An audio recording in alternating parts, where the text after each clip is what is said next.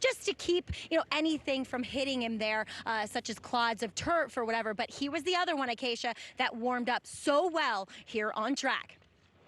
It's a very classy field, as it should be for this sword dancer, Maggie. But as far as Farbridge is concerned, as you mentioned, with that pedigree, and he's kind of the tried and true proven one at the distance as well. But one of his biggest benefits is how tactical he can be. He won this race wire to wire last year. He's won races coming from last. I know the game plan with him is to be 1, 2, 3 today, Greg.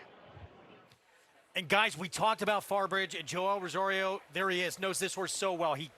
Has to get him to the inside. Is he naturally the quickest horse in this race? Does he go to the front? No, I think Nation's Pride is the quickest horse in this race, but it's not impossible. But I think Nation's Pride will probably be ahead of him. Be interesting, and you got to watch. You're right. If Farbridge doesn't get to the rail in this race relatively early, he could be in trouble.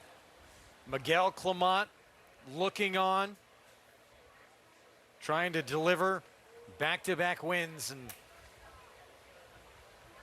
have this horse come through. Won for his father last year. The race going forward will be named after his father. Farbridge steps in. The multiple Grade 1 winner. He's won 9 of his 18 career starts.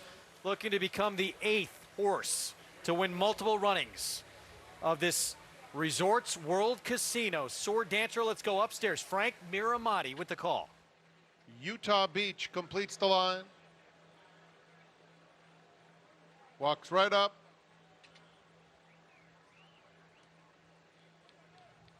Goes in. And they're off in the Resorts World Casino Sword Dancer. Vote No is hustled out and takes the early lead. Padiddle comes away in second. And now, there goes Nation's Pride taking that second spot. El Cordobes is down on the inside, and he's tugging a touch in third, 2 lengths off the lead. Farbridge will be 5th in the early going. He has 5 to make up.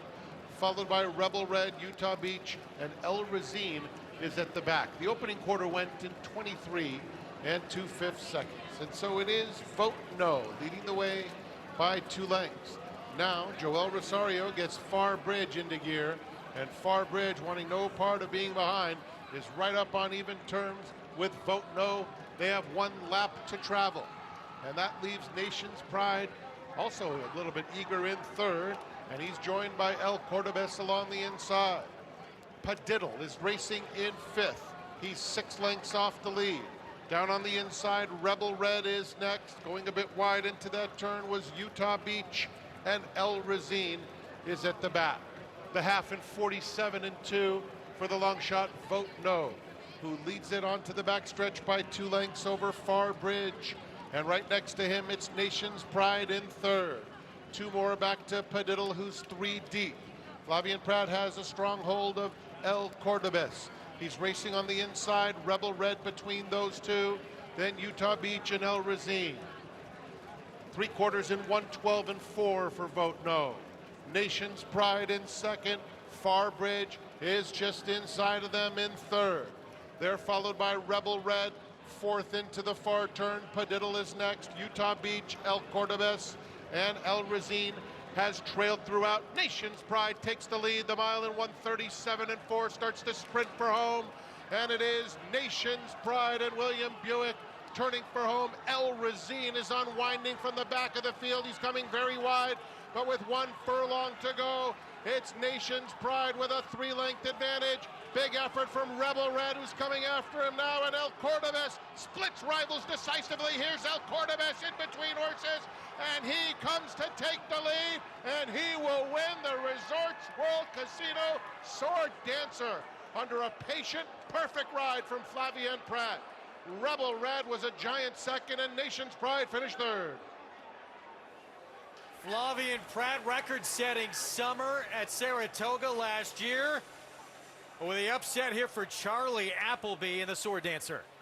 A brilliant ride and a brilliant trip there, Paul, with your pick in El Cordobes, the 1 horse, and a strong finishing last 8th of a mile. Well, Flavien was looking at Joel, who got to the rail, and he was kind of banking on, the Farbridge to kind of go towards the front end, and he didn't get that from Farbridge. Andy, you mentioned it earlier, didn't get to the rail early enough to 6. He did get to the rail in the second turn. I think Joel did everything he could, but he just got the wrong trip. We talked about it. But all the credit to Charlie Appleby. He ran first, third. Nation's Pride ran a lot better than I expected him to in here. But El Cordoba's got it done in here. He's an improving horse. Nice effort by Rebel Red as well. And this was the right Godolphin horse, and you got 4-1, Paulie. Good call. I think the 6 got squeezed a little bit out of the gate. We'll take a look at that, but very minimally. Yeah, but enough. I mean, so we want to watch our favorite Farbridge. Wants to be close. He's going to get squeezed from the Post outside 6. and the inside. Post 6, as you say, in the yellow silks. Bounced around a little bit from one side to another, and I do think that cost his position. I think you're massively exaggerating what he had. What happened here is I think people are aware of the kind of horse he is, and I believe that William Buick intentionally said, I'm not going to let this guy get the inside, and the field kind of bunched a little bit, and Farbridge did not get the tripping. You know, once at some point, especially in a bigger field, people are going to realize we got to keep this guy off the rail. This is down the front side, so this is the first time around the track when Farbridge decides I've got to get going, and he actually made Nation's Pride, who ran third, very aggressive. He throws his head up in the blue silks behind him and has to drop back a little bit. Well, Andy, aggressive move there from Joel Rosario because he knew he had to get his horse to the inside, so he had to make that move. I agree. I think Joel realized I'm in a terrible spot here. I need to do something. And by pushing ahead like that, creating a little separation and able to get the rail on the second turn and at least get his horse where he could be comfortable. But at that point, the damage was done. Yeah, and we should have listened to Kendrick Carmouche. He said right after the race, I'm going to try to put him to sleep. We didn't think the 3 would go to the front here. Vote no. And I kind of, when the 6 made that move, Nation's Pride got aggressive, kind of out of his game.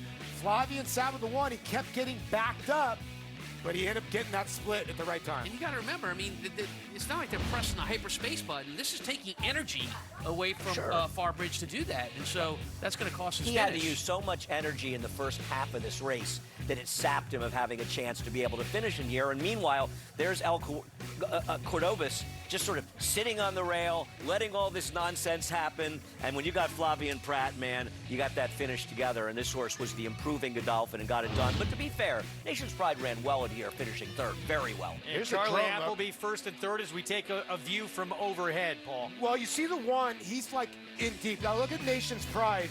He's trying to, you know, chase the horse. Now watch Flavien. He's holding his position on the rail and continues to hold it, but he's trying to follow Farbridge, who's going nowhere. He's got to get out of there sooner or later. Farbridge gets out of there and he stays the rail and gets a split. No, that's a great point. Watch him in there. He's still stuck behind him. Yeah.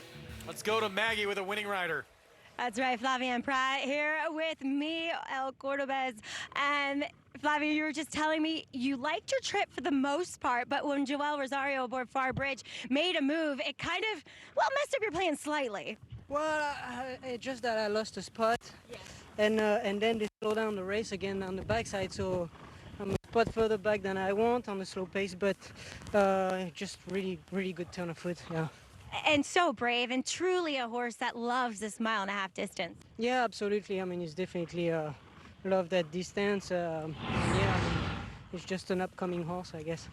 Yeah, exactly. And Flavien, we see you win so many grade 1s here. It's same this year as it was last year. Do you feel as though you up your game in these big races? I mean, I would like to think so. Honestly, I think I'm riding good horses, and I try to do my best, and it's been working out, so very grateful. I was going to say, this one was brilliant. Well done. Congrats. Thank you, Maggie. Greg?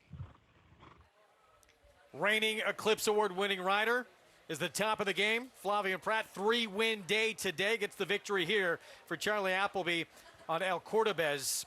3 cheers to the breeder from our friends at Three Chimneys, where dreams are born.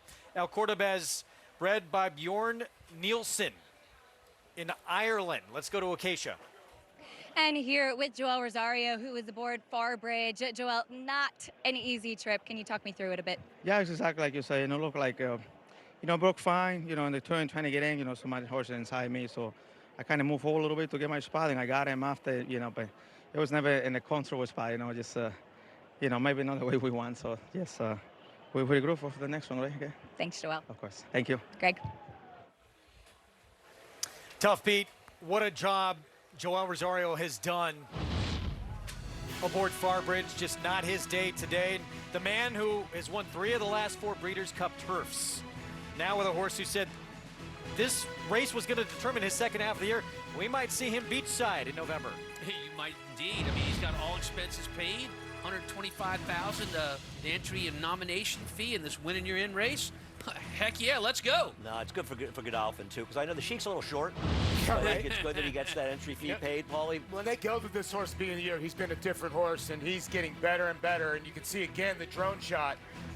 The Is he field able? spread, and Flavien just Yeah. waited patiently. He didn't panic. That's and, such you a know, great and he shot, just by the got way. it's a great shot. And also, I think it's interesting. You were talking through it before, how the race developing, what Flavien's going to do, and this horse really finished in there.